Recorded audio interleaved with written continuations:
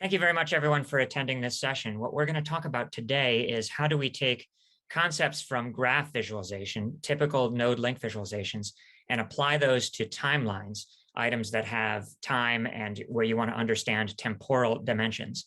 Typically, those are two very different ways of visualizing data, but they both have benefits and drawbacks that we lose out on by using the techniques from one domain or the other exclusively. So what we're going to do today is we're going to try to merge the two to better understand how we can come up with a solution that gives us the best of both worlds. It's definitely a work in progress. It's not a problem that's been solved yet. But what I want to show you is some attempts that we've made to try to get toward a solution that helps understand those kinds of things. So the first thing to talk about is that time is really everywhere. Even if you don't think that you have time data, you probably do. So graph data is the study of how things are connected to one another. Nodes and links show connections between them. It's almost always the case that those connections, those links between items, have some sort of time component to it. Every internet activity, whether that's packet transfers across a network or whether that's a visit to a website, takes place at a specific date and time. Every communication, an email, a text message, a phone call, all of those things have timestamps associated with them, even all the way up to sort of geopolitical events have timestamps where you want to understand those patterns over time. And even if you're looking at data that you don't think has some sort of time component to it, it always does, even if that's just when that data was acquired or when you learned about it. And that's going to be stored in your database as well. And you can take advantage of that to show how my graph is growing or changing over time as I add new data to it or remove data from it. So there's always going to be some sort of time component. And traditionally, graph visualizations have ignored that piece. Now, timelines are a great way of looking at a sequence of events. So this goes all the way back to sort of medieval times. We were looking at the Bayeux Tapestry, which is a woven history of 2 years leading up to the Battle of Hastings in 1066. And it shows a sequence of events. First, Harold's army prepared on the shores of England, and William the Conqueror then sailed from France. And it really gives you a good sense of what is going on and when and how are these things ordered. But there are some drawbacks. One is that it can only convey a sequence of specific events. It cannot show how those events might be connected to one another. And we're limited by the amount of information that we can actually convey on a timeline. So there's a lot of different material. If you have a graph database, for example, you're not looking at just 10 or 15 items that you want to put on a timeline. You typically have hundreds of thousands, if not more. And there's not a good way to show that sequence of events on a timeline. And it's difficult to understand which bits are relevant to you and which bits might be better safely ignored. Even the Bayeux Tapestry itself, just to show the history of 2 armies and a battle that took place over the course of a couple of years, they needed 230 feet of tapestry to be able to show that. And that's not a realistic thing to be able to show, especially as the volume of data that you have grows. So what you see over here on the right is an example of an attempt to use timelines to show all of US history for 240 years. And you can tell that it gets really busy. We've got the base timeline from left to right. In the center of the chart, we've got the history of the presidents of the United States vertically on the left, and we've got the growth in the territory of the country on the right-hand side. And you have to merge all of those two together and understand where you're sitting on each piece individually. And it's not a very helpful way. It's too busy and it's too complicated to understand all at once. So what we're missing with the timelines is we're missing that connected piece too. So in addition to having too much data, we're also not understanding how the items in a timeline are connected to one another. So here are some examples of some fairly typical timeline type tools. So up there on the left, we've got a heat map showing when items had a density over a course of time. We've got what's called a Sankey diagram in the middle there, showing things as it flows from one to the other. You understand the sequence there, but not necessarily when specific events occurred. We've got something like a project planning tool on the right, which can at least give us some dependencies between items that take place in time, but it really doesn't have that sort of graph component, the complex many-to-many relationships that you really benefit from using a graph as your data model to better understand.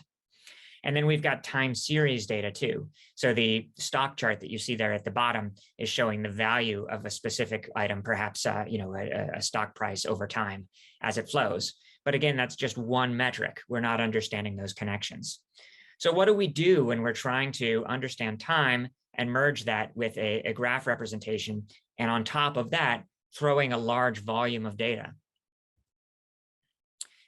So the drawbacks of using a typical NodeLink visualization, which is what we're doing here, are that you don't get that sequence and you can't understand that. The links drawn between two items could have taken place at any point in time. And what you can't do is you can't map out whether certain events occurred before or after other events. So the example that we're looking at in the screenshot here is from the blockchain, and we're looking at transactions from various addresses on the blockchain, transfer of funds, say, from one account to another. But if you're actually trying to understand what it is that you're looking at to see how funds may have flown or flowed from one piece to another, you do need to understand that sequence. If a certain part took place before another part, then it couldn't have been that same money that flowed, for example. So let me show you this example in a little bit more detail.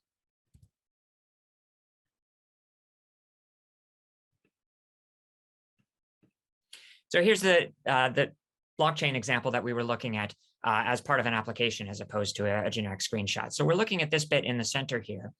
Each node is an address, and a transaction is this left and right arrows.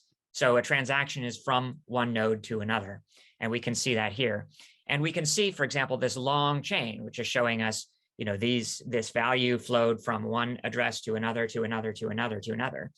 And you might infer that those all took place in sequence from another. So you actually got funds from this account at the upper left to this one all the way down here at the bottom. But that may not be the case. We have no sense of when specifically these things occurred. So we don't know if they are years apart, or if they were all one right after another within milliseconds, or if they're in reverse order, for example.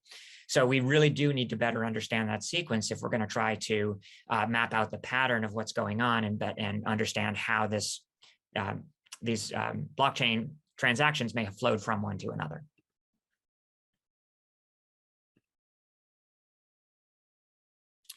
So how do we take graphs and plot them on a timeline? Well, one thing that we can do is we can take what we call entities, which are ways of looking at the actual items that have things that take place in time, as horizontal lines, and then the events, which is the actual things that the entities are involved in, and put those as vertical lines over a timeline. So for example, here, what we're looking at is a simple contrived example of credit card transactions. So we've got various card holders as entities, we have the merchants as entities, and the events are showing when those card holders spent money at those merchants. And by doing this, you do start to pick out some interesting patterns. So you have several different immediate sequential transactions here at the Apple Store from various card holders that were all disputed. Let me show you this in a bit more detail here. So this is the same data we were looking at in the screenshot, but as part of an interactive application. So let me zoom in here to those 4 suspicious transactions at the Apple Store. We can see that they occurred within a few days of each other, and we can see that they are all from disputed transactions. And then maybe we want to zoom out or focus on the Apple Store and see where else or when else items were used, cards were used at that merchant. This is good, and I think it does actually get you a little bit toward being able to understand that temporal pattern and being able to look at graph data over time. But it suffers from some of the same problems that we see in NodeLink visualizations, which is namely the volume of data. This is perhaps a couple of dozen credit card transactions, but what it doesn't get you is the millions and millions of credit card transactions that are actually taking place on a network, for example.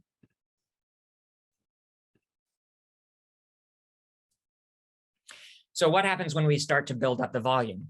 Well, when you start to add more and more and more graph data to a timeline, you get overwhelmed with the number of vertical lines. If I'm drawing a vertical line for every event in my data set, especially as I'm zoomed out, you just run out of pixels on the screen. So I can't tell what's going on here.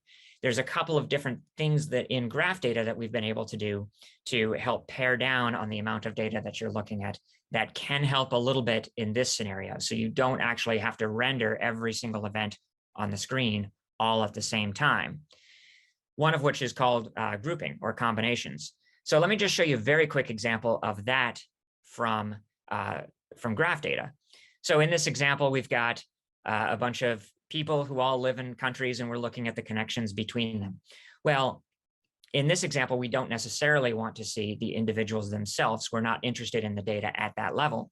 So we group them together. We can look at the countries and how the countries themselves are connected to one another through the connections from the people who live in that country, and then drill down. So as an end user is interested in where the people specifically from Malaysia, who they may be connected to both internally and externally from the country, we can give that context to the user, but maintain everything else on the chart. Can we do that same thing in timelines? Sort of. So let's take a look then at this example. So here, this is what we were looking at earlier with the individual events starting to overwhelm the user by too many on the chart all at once.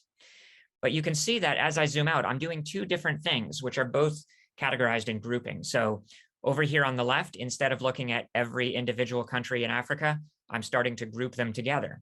So I can say, here's a group that represents all of Africa. And then as I identify what I want to zoom in on, I can do that just like I did before. So I can focus on a very specific country, for example, and see when the events were that occurred in that country. But the other thing I'm doing here is I'm grouping the events themselves. And when we get to the point that it doesn't make sense to render each individual item on the chart as a link itself, because we would overwhelm the chart with just vertical lines that would obscure everything else that you're looking at, we turn that from a view that represents those events individually to one that represents that as a heat map. You saw the heat map example in one of the earlier slides. But by allowing sort of both views of the same data, we can start to make sense and better understand where it is that we need to drill down. So that's what I'm doing here as well. You can start from a view that shows me the individual events, but as you start adding more and more data that it doesn't make sense to look at the individual events, we can transition to a heat map. So if I did, for example, want to focus on Algeria, I can see that in Algeria, this data set happens to cover terror activity around the globe over the course of 4 decades from 1970 to 2010. And each country has its own pattern of activity that we may want to investigate and look at. So specifically in Algeria, we can see a spike in activity around 1994, and then another peak or spike around 2006. And then as we drill down and we start looking at what we're interested in specifically around Algeria, we can transition back to that link visualization where we're looking at the events individually. So in this case now we've drilled down from 4 decades of terror activity to an individual event that happened on May 13th, 2003, for example. Let me switch back to the slides here. So the heat map, what the heat map's telling me is really where to start focusing when I want to start visualizing timeline data, and then allow me to either drill down on individual entities like I did with Algeria, or drill down on individual events by zooming in on a specific window of time and see what happened during that window. So let me show you another example here.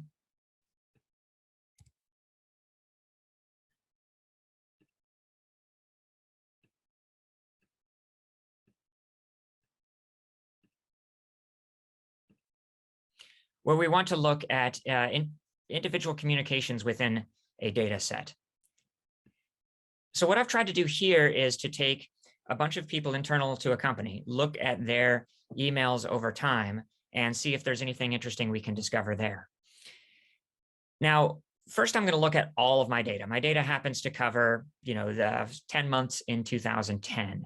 I've grouped my entities together. So I've got our CEO up at the top there. I've got all the managers in the in red, and then all of the employees below that. So I'm looking at how those people communicate, and I'm using the color coding to try to better understand who they're communicating with. So the heat map is showing me the density, but the color is showing me the recipient of that communication. So Heidi here, for example, at the top, seems to be spending more of her time communicating directly with the CEO than some of these people down here to the bottom. Whereas Floy, the very bottom row, it appears that he only communicates with the CEO and nobody else. So there's a little bit of our graph starting to show up, even just at the heat map view, by using color creatively. And then as I zoom in, I can definitely see that weekly pattern where I've got lots of communications going on during the work week, and then I've got these big gaps which represent the weekends. That's good, but I don't think it quite gets to the question of when are certain things happening? When are employees active, either during the day or during the week? So another thing that I may want to consider doing is what we're calling scale wrapping, which is a way to, instead of looking at time linearly from left to right, from January 2010 to October 2010, get a sense of how do I wrap those together to show just when during the day are these events happening, independent or regardless of which day it happened to be on. So that's what I'm going to do here. And it really is quite interesting, the kinds of patterns that reveals. So I can see, unsurprisingly, that very, very few people are active between 3 and 6 in the morning, as expected. Now, this is, again, independent of which day it happened to be on. We're taking all of our days and plotting that over a 24-hour period. And if I want to see who my early birds are, I can zoom in there and see specifically which employees are active starting around 7:30 versus which ones are more likely to start their workday around 8:30 or 9. Now, I've also got this pattern over here on the left, which is right at midnight, a lot of things going on. Well, you wouldn't expect a lot of people to be sending email back and forth right at midnight on any specific day, but we can see that they are individuals who send out an email to a bunch of different recipients all right at that same time frame on virtually every day. So my guess is, looking at that data, that that's some sort of automated report perhaps that goes out at the same time every day, from Vito Tony here to a bunch of different recipients. So maybe not something we necessarily have to worry about in looking at this data. Let's also look at how the scale might wrap over a different time period. So instead of just an individual day, perhaps over the course of a week. So now what I'm looking at is taking all of those events which covered 10 months and plotting them to a generic week, regardless of which week during that time frame it happened to be. And again, you'll see some certain interesting patterns. So obviously the diurnal pattern still appears with much less activity during the middle of the night than you see during the workday. But then also the weekly pattern, where you're seeing many fewer things being sent back and forth on the weekends than during the weekday. And in fact, even the ones that are on the weekends are these automated reports, which makes it even more clear that that's something that just happens every day automatically and is not a communication I need to pay too close attention to.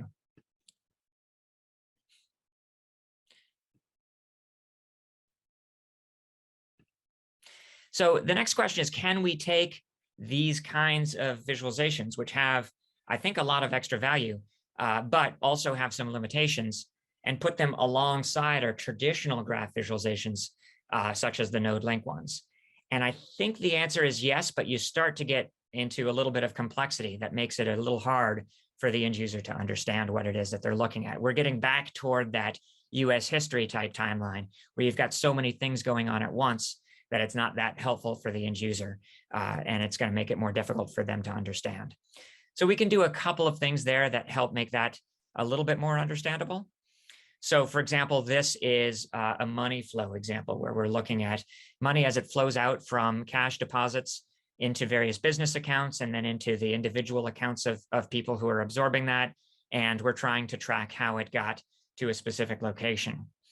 So we're both interested in that graph view, that NodeLink view of, who's involved in this, who's connected to whom else through the transfers of money across various accounts, but also the timeline view. When did those transfers happen?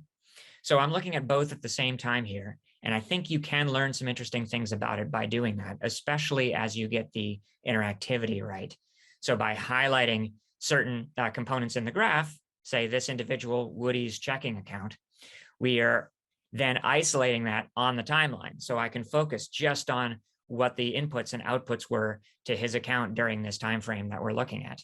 And I can zoom in and out, and I can filter my chart, my graph over there on the right to show me only the events that happened during the time frame that I'm interested in. So as I zoom in, say on 3 days in June 2021, you see the values over here on the links changing in my graph view because only a certain amount was transferred during that time frame. So it is specifically relevant if we're looking at, say, an anti-fraud scenario or something like that, whether this money was transferred all in one giant chunk or in a smaller bits over the course of a year or immediately one after another or so on. And that helps us kind of trace our way down through understanding what's connected to what else, when those connections happened, and what the sequence was. Similarly, going in the other direction, if I'm interested in, say, a specific item here, Woody's checking account, I isolate that on the link chart, and then I can show only what's connected to it on the, or I isolate that on the time bar and I show only what's connected to that on the link chart. So I do think there is value in going in both directions and in showing both of these things all at once, but it is a design challenge to make sure that you're not overwhelming people who need to make business decisions based on this data by showing them just too much at once, having too many moving parts, and trying to be too clever with the way you present the data. So just to wrap things up, what I'd like to do is to step back to that Bayeux tapestry that I talked about earlier. So this was a woven history of the Battle of Hastings in 1066. Can we make a useful timeline out of that? And I think the answer is maybe. So this was a side project I did just looking at the actual sequence of events that were illustrated in the tapestry and seeing if we can draw a timeline and we can draw a graph that shows those. So when various characters happen to appear in the same scene, they would be linked to one another at the top, and we can see when those things happen to occur. So when Harold was coronated, Halley's Comet appears, and that scared the army, for example. The Battle of Hastings took place over 2 days in November.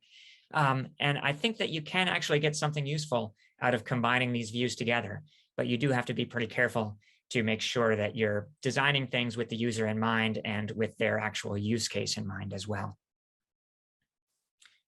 So with that, I'm going to wrap things up. What you've seen today is a new way of visualizing time that based on connected data. So we're still looking at graphs. All of this stuff is still graph data, but it's taking that time dimension of the graph data and putting it sort of front and foremost in the user's attention. They care about the sequence of events. They care about the timing of events more necessarily than that pattern of node and links that you see in typical graph visualizations. And I do think that that solves some of those challenges of understanding those patterns over time in graphs. And I think it also solves some of the problems of traditional timelines, which is just events drawn on a single timeline without that connected component to it, especially on large data sets, because we can use that heat map feature. But I think it also is still a work in progress. It comes with its own challenges. It's not a solved problem, and it's something that we're actively trying to continue to improve on and make that experience and make the insight that you can get from this type of data a little bit easier. So what I've shown you today is a product called Chronograph, which is a very early product from Cambridge Intelligence, which helps understand those time components. Thank you very much for attending this session. I am happy to take any questions personally in the chat after this.